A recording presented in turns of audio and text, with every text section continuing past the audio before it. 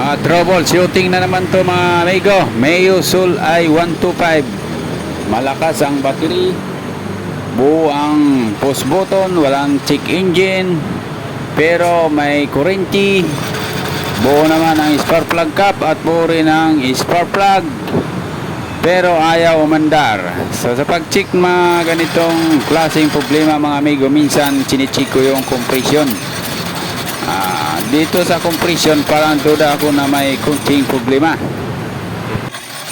Dito sa compression mga amigo, minsan ginagawa ko dito ay nilalagyan ko siya ng kunting gasolina sabay ikakrang. Pero minsan naman ay hindi talaga madala. Ngayon, pag hindi talaga to mawala yung kung halimbawa may nabaratong konti dito sa bandang ilalim,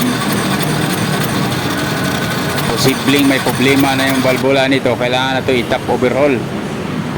Minsan naman lalagyan ko ng konting tawag dito, langis para mawala yung at lumampot yung parting matigas. Pero kung hindi talaga to kaya, malamang ipo-pull out ko makina nito. Ito, nakausap ko pala yung may-ari nito. Medyo nagbabawas pala daw talaga ng langis to. Kaya chinik ko muna yung langis kung nagbabawas ba. Ibig sabihin, pag nagbawas to, may problema na yung makina.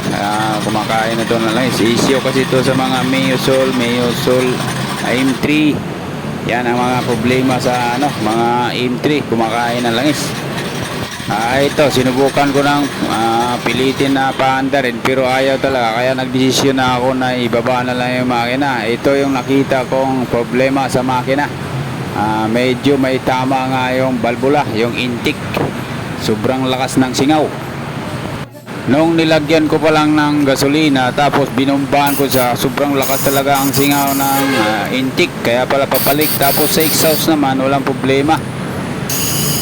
Kaya ito sa lakas ng tagas mga amigo. Pero chinik ko yung valvula, hindi naman siya kalakihan ng bingkong. Kaya ang ginawa ko dito ay hinasa ko na lang. Dito pagka hindi mawala to sa paghasa ay kailangan na itong palitan ng valvula. Pero sa tingin ko medyo kaya pa naman itong gawa ng paraan. Hasahin ko lang ng una ng course bago i-fine para sureball na malinis at ma-fix na fix dito sa butas. Sa mga ganitong trabaho talaga mga amigo, kailangan relax ka lang habang parang dinadaan mo lang sa kwento-kwento. Tapos pag halimbawa na check mo na yung ilagay mo na yung valvula, tapos double check mo na rin para sigurado na wala ng problema. Lalagyan mo ulit ng gasolina, sabay lagyan mo ng hangin, bombahan pala ng hangin. Eto na, tapos na ang hasa. Tapos i-check na rin natin kung wala na ba talagang tagas. Matic, sureball na, wala nang lumalabas na bula. Ngayon, ikakasa na natin ito mga amigo. Sa pagkasa naman mga amigo, kailangan lang na naka-sureball na naka-top dead center yung valvula. Valvula, yung magneto pala. Tapos silipin mo lang yung timing na 00. Walang sobra, walang labis. Para hindi problema si customer. Chine-check na rin natin kung tama ba yung adjust ng valvula. So, kumpirmado na okay na, ay subukan na natin.